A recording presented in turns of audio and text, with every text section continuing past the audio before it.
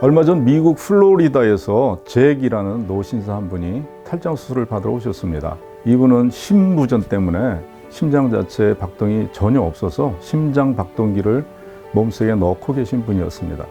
이른이 넘은 나이에 건강상의 심각한 심부전 문제까지 겹쳐 있기에 장시간 비행이 어려웠을 텐데도 오직 탈장 수술을 받기 위해 이역만리 저희 병원을 찾아오신 까닭이 궁금했습니다. 말씀을 들어보니 이분의 친한 친구가 3분이 계신데 모두 탈장이 생겨서 수술을 받았답니다.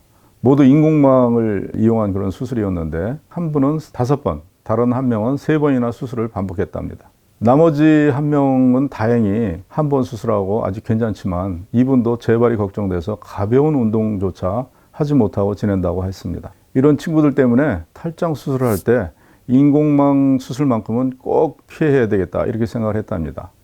이게 바로 미국인 잭이 인공망을 전혀 사용하지 않는 탈장 수술을 받기 위해 한국행 비행기에 몸을 실은 이유입니다. 대부분의 탈장 수술에 사용하는 인공망, 미국의 FDA에서 수차례에 걸쳐 그 위험성을 언급해온 물질입니다. 모기장 재료로도 사용되는 이런 플라스틱으로 만들어진 것이니 오죽하겠습니까? 그러다 보니 수술 후에 만성적인 악성 통증을 유발하거나 세균 감염을 일으키거나 심한 경우 주변 장기에 천공을 발생시킬 수 있다는 것은 이미 널리 알려졌습니다. 잭은 언론 매체를 통해 이미 이러한 인공망 탈장 수술의 부작용에 대해서도 잘 알고 있었습니다. 잭의 친구분들처럼 높은 재발률도 또한 큰 골칫거리입니다.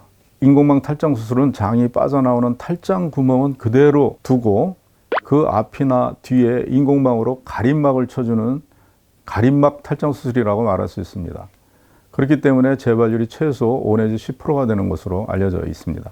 뿐만 아니라 더 골치 아픈 문제는 인공망 수술 후에 재발한 탈장은 수술이 훨씬 더 어렵다는 것입니다. 인공망이 주변에 들러붙어 있는 틈으로 재발이 되기 때문이죠. 그래서 제 친구분들처럼 3번, 4번, 5번 연속해서 재발을 하는 경우도 종종 있습니다.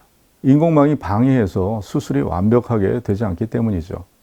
그러나 인공망을 전혀 사용하지 않을 뿐만 아니라 탈장 구멍을 직접 확실하게 막아주는 저희 기쁨병원의 강윤식 탈장 수술은 부작용 걱정도 거의 없고 재발률도 0%대 초반으로 거의 없다고 볼 수 있습니다. 더구나 강윤식 탈장 수술은 국소 마취로 수술을 해드리기 때문에 잭처럼 심부전을 비롯한 각종 지병을 갖고 있는 분은 물론이고 100세가 넘은 분들도 안전하게 수술을 받으실 수 있습니다. 감사합니다.